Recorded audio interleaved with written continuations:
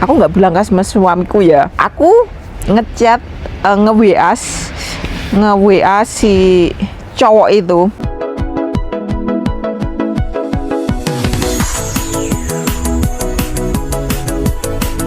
Halo teman-teman, welcome back di our YouTube channel Keluarga Jawa Amerika bersama saya Lily Hayes. Kali ini saya mau sharing teman-teman ya. Ini cerita nyata yang saya alami teman-teman ya. Jadi sedikit flashback ceritanya. Dulu itu saya pernah kerja di Hong Kong ya, hampir 10 tahun ya teman-teman. Ya karena faktor ekonomi, faktor keadaan, ingin merubah nasib karena saya hanya orang tidak mampu lah. Jadi karena ingin merubah nasib agar masa depan anak saya dan saya lebih baik, dan keluarga kecil saya waktu itu, karena saya masih dengan ex saya itu masih dalam hubungan pernikahan ya. Terus tahun-tahun awal ternyata pernikahan saya tidak bisa dipertahankan lagi. Bukan saya yang mau cerai ya, tapi karena mantan saya sudah menemukan yang lebih baik daripada saya, ceritanya gitu. Dan saya pun nggak mau dimadu. Jadi oke lah, akhirnya saya pun memutuskan untuk berjuang sendiri demi saya dan masa depan anak saya. Nah, ceritanya berawal dari situ teman-teman ya, karena ngerti sendiri menjadi TKW di Hong Kong itu sangat-sangat tidak mudah teman-teman ya. Pekerjaan yang kadang ngerasa kayak di penjara rasanya, karena kita 24 jam walaupun dibilang kita itu libur, tapi kita itu tetap sebelum berangkat kerja, sebelum berangkat libur itu harus kerja, terus pulang pun dibatasi jam segini harus sudah masuk rumah, pulang libur, namanya libur juga kita itu kerja lagi kayak gitu. Jadi jarang banget itu bos, lopan, employer, majikan yang paham betul, yang kayak oke, kamu libur jadi 24 jam kamu libur. Itu jarang banget ada majikan yang bisa seperti itu. Dan saya pun sudah banyak suka duka, banyak pengalaman hal ya yang saya alamin selama menjadi TKW Hong Kong. Itu benar-benar kayak menggembleng mental saya, lahir maupun batin, untuk menjadi kuat menghadapi segala hal. Nah, ceritanya di balik suka duka seperti itu, tentu saja saya itu tetap wanita yang normal. Saya itu wanita normal ya. Bisa dibilang ya waktu itu saya belum masih dibilang ya nggak muda, nggak tua ya, masih usia segitulah ya, 28 tahunan lah. Nah, sedikit cerita, karena saya itu kalau libur itu dulu biasanya kan cuma duduk di taman atau di bawah jembatan Meifu, karena dulu saya itu kerjanya di Meifu kan ya, seringnya rezeki saya di situ. Nah, terus sedikit cerita teman-teman, kan mulai awal-awal masuk itu mulai saya di Hong Kong itu kan 2009 itu. Nah, itu terus mulai ada kayak kenal internet kayak gitu teman-teman. Jadi mulai, karena posisi kerja itu kan 24 jam itu di rumah bos, jadi kita nggak bisa punya teman atau gimana. Terus zaman dulu itu juga orang-orang di sana itu agak gimana ya, ngelihat kita itu rendah banget, karena kita itu bisa dibilang kung yan cece gitu. Kayak zaman dulu itu mereka itu ngelihat, kamu hanya seorang pembantu kayak gitu. Akhirnya kan untuk bisa berteman dengan itu juga susah banget, karena bisa ketemu orang itu kadang cuma pas libur itu saja teman-teman yo. Akhirnya salah satunya kan HP, terus awal-awal ada Facebook, terus ada kayak aplikasi yang lainnya kayak gitu. Messenger saya Facebook Messenger, terus apa itu satunya itu saya nggak kenal. Saya mulai kenal itu terus apa yo Skype itu. Nah saya mau dulu itu aktif Skype ya, karena ya hanya akhirnya sosial media kan, dunia online yang menemani perjuangan saya selama di Hong Kong. Plus saya itu single, parent wanita single ya. Jadinya kan otomatis ya saya itu butuh teman untuk ya sekedar bersehai, ngobrol. Lama-lama akhirnya saya kenal beberapa cowok lokal orang Indonesia, maksudnya itu ya seperti itulah standarnya. Kebanyakan cowok lokal kan harus yang gini gitulah dari segi fisik, terus kadang juga ngelihat kamu hanya seorang TKW kayak gitu, kayak dipandang sebelah mata. Terus kadang posisi saya janda kayak gitu tuh kadang orang itu kayak melihat sebelah mata juga gitu. Terus saya kenal seorang cowok lokal, cowok Indonesia, itu ngakunya dia itu diadopsi, punya bapak angkat orang Australia. Dia disekolahin sampai lulus sarjana apa yo sing bagian ngawasi apa yo civil engineering kayak gitulah. Nah dia itu di bagian konstruksi gitu teman-teman ya. Sedikit cerita, saya suka sama dia karena dia itu orangnya berwawasan luas, open mind gitu. Terus ya karena saya nggak tahu itu benar nyata apa enggak, tapi saya percaya aja. Jadi cara berpikir dia itu udah terbuka kayak pikiran orang bule gitu, pada ya mirip gitu. Pokoknya pikiran orang yang berwawasan luas gitu menurut versi saya pada waktu itu. Dilalah ceritanya ngalah yo, kita sering ngobrol, sering opot, dan ternyata itu kayak nyambung gitu teman-teman. Akhirnya kan dia juga bilang dia itu usianya udah 30 lebih lah, hampir 40 tahun ya, beda hampir 10 tahun lah sama saya kayak gitu. Terus sedikit cerita, kok saya nyaman. Orang itu nggak kena dipaido teman-teman ya, nek posisi kita itu lagi seneng sama seseorang, walaupun itu LDR, long distance, jauh online, itu kan perasaan hati kita yang merasakan ya. Jadi kita karena dia posisi ngakunya single, terus maksudnya telat nikah kayak gitu. Itu pas saya kenal dia itu di daerah Jakarta atau Bandung gitu ya, pokoknya antara itu, saya agak lupa.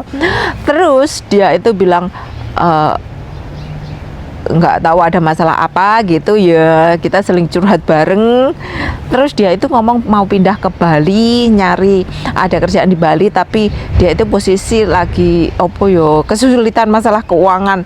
Namanya saya sudah sekonyong-konyong koder, jadi yo telek kucing rasa coklat. Akhirnya karena kita udah niat juga mau serius, jadi akhirnya saya bantuin dia sampai total itu 20 jutaan lah ya ada. Secara gaji di Hong Kong berapa sih ya, terus duit segitu itu bagi saya juga banyak banget ya. Gaji bisa dibilang hampir 3 bulan 4 bulanan lah ya. Terus karena niat saya itu tulus, niat saya baik, dan saya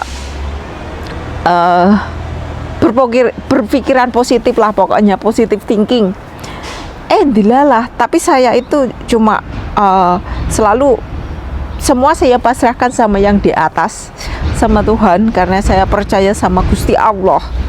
Nah, habis itu saya itu cuma berdoa gini, ya Allah, jika memang dia ini jodoh saya, maka berikanlah jalan yang terbaik buat saya, untuk buat kami lah pokoknya.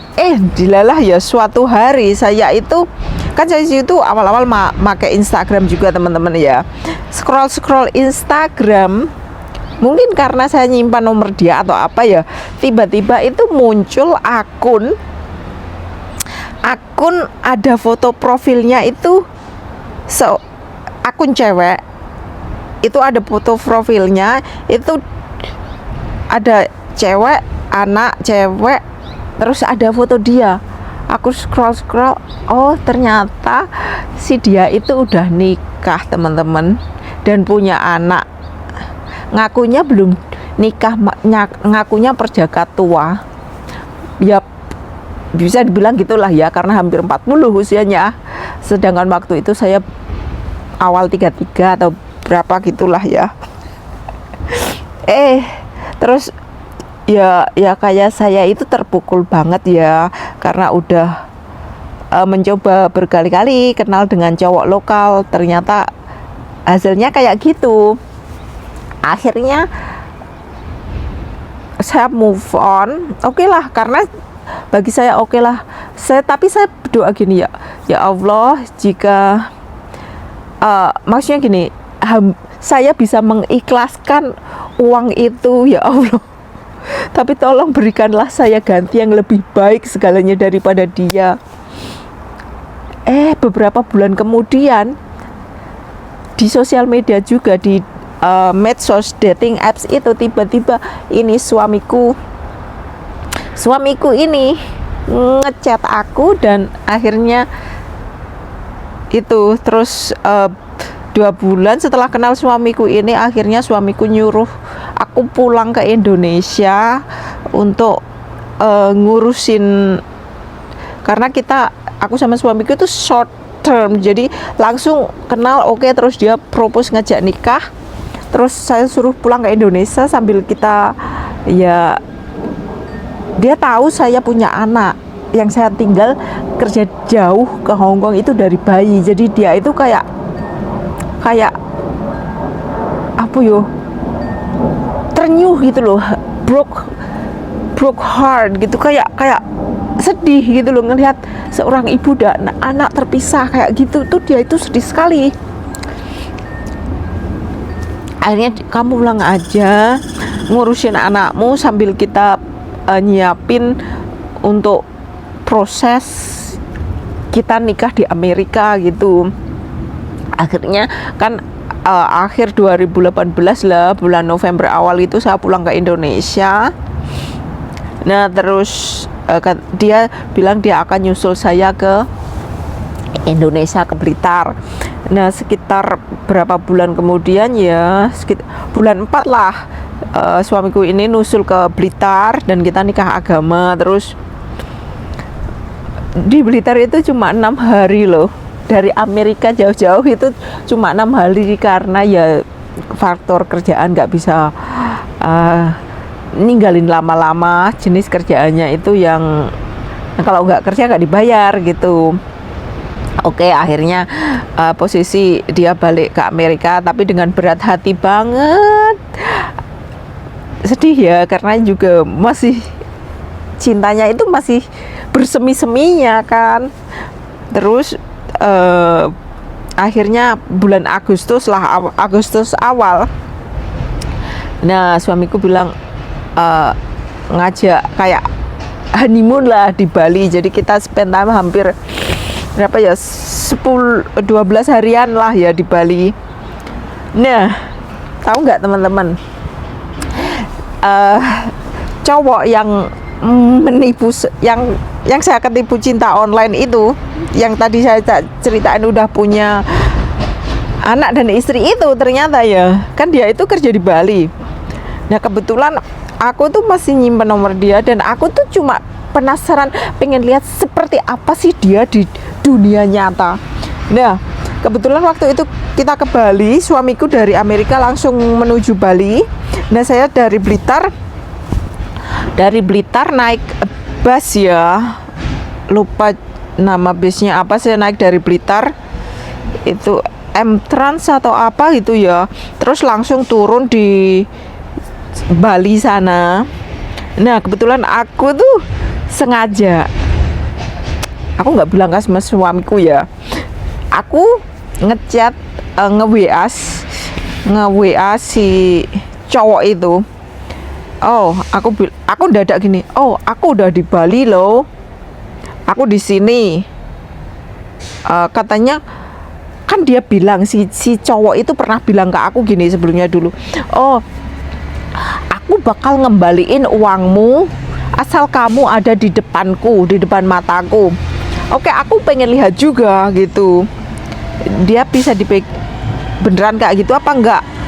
Terus aku sengaja, aku udah di Bali, katanya kamu bakal ngembaliin uangku kalau aku udah di depan matamu. Aku di Bali sekarang, tak Sherlock aku di mana. Terus sekitar sejam kemudian dia datang, ya aku cuma senyumku senyum pasif gitulah ya, aku nggak excited banget karena aku juga udah lihat foto-foto dia yang terus kita sempet makan, aku nggak ngerti di daerah mana makan sebelum dia nganterin ke hotel tempat yang sudah di booking suamiku, karena aku datang duluan ya ke hotel di tempat suamiku booking itu. Nah sebelum itu kita makan, aku makan bareng sama si cowok itu. Aku nggak banyak bilang, tapi dia itu sempat, yang paling aku ingat, dia itu masih sempetnya aku main gini, oh ternyata kamu kulitnya biasa, orang Indonesia kulit saya ini dibilangnya hitam kan ya, bukan coklat, mereka nggak kayak buta warna, bilangnya oh kamu hitam ya gitu. Aku cuma senyum saja, aku nggak berkata sebatas kata pun. Aku juga bahkan nggak nanyain loh, aku udah tak ikhlasin lah pokoknya, ya ikhlas gini, nggak nanyain juga untuk ngembaliin uangku sekitar 20 jutaan itu, aku juga enggak. Terus aku cuma bilang, dia nanya kamu nginep di mana, terus ini tak kasih alamatnya hotel tempatku nginep. Dia juga nganterin aku nyampe depan hotel. Kita nggak banyak hal yang dibahas, aku cuma pengen tahu di dunia nyata seperti apa sih dia. Ternyata juga seperti itu, Mokondo penipu lah. Dan ternyata ya wis, terus di akhir cerita dia kan nganterin saya sampai, dia ada bawa mobil dari perusahaan tempat kerja dia ya. Dia udah nganterin, terus dia bantuin nurunin koperku, terus bilang, oh kamu ketemuan sama bule ya. Aku cuma senyum saja, nggak tak balas, nggak tak apa. Terus aku makasih ya, aku bilang itu. Terus aku jalan masuk. Habis itu udah nomornya tak hapus, tak blok semua hal. Wes aku lupa aku pernah cerita nggak ya sama suamiku. Udah deh, aku cerita ke suamiku juga sih setelah aku nyampe Amerika, bahwa sebelum dia datang itu aku sempat ketemu sama cowok yang nipu aku itu. Kalau emang saya juga nggak ngapa-ngapain, saya cuma pengen tahu aja seperti apa sih dia di dunia nyata, seperti apa gitu. Dan ternyata cuma seperti itu saja. Aku juga stay cool, stay calm, nggak marah-marah, nggak mendak-mendak, nggak, cuma lihat, oh ternyata versi cuma kayak gitu. Karena apa ya, aku sudah bisa mengikhlaskan semua karena aku udah mendapatkan ganti suamiku sekarang ini yang tanggung jawab, yang bisa terima saya dan anakku dengan sepenuh hati. Pokoknya saya itu jadi tujuan hidup suamiku itulah pokoknya. Jadi yuk buat teman-teman ya, memang kadang online itu bisa jadi jalan kita untuk menemukan cinta sejati kita, juga jalan juga untuk kita tertipu cinta online. Jadi kayak saya ini, saya pernah tertipu cinta online. Saya juga menemukan pasangan hidup saya via online. Jadi ya memang kalau udah jodohnya itu kita nggak pernah tahu di mana ceritanya, mau bagaimana ya teman-teman. Intinya yo selalu berdoa dan berusaha, ngono wae. Jadi rasanya kayak kayak gimana yo, kenal online, ketipu, terus sempat ketemu nyata itu kok kayak awkward banget. Dia pikir dia itu sudah wow bisa nipu saya, terus masih ngeremehin fisik saya juga, warna kulit saya, sempat-sempatnya gitu loh. Tapi ya saya bersyukur dengan segala cobaan yang harus saya lalui itu bisa mengantarkan saya sampai di titik sekarang ini. Saya bisa hidup normal lah, punya keluarga kecil, dekat dengan anak dan suami.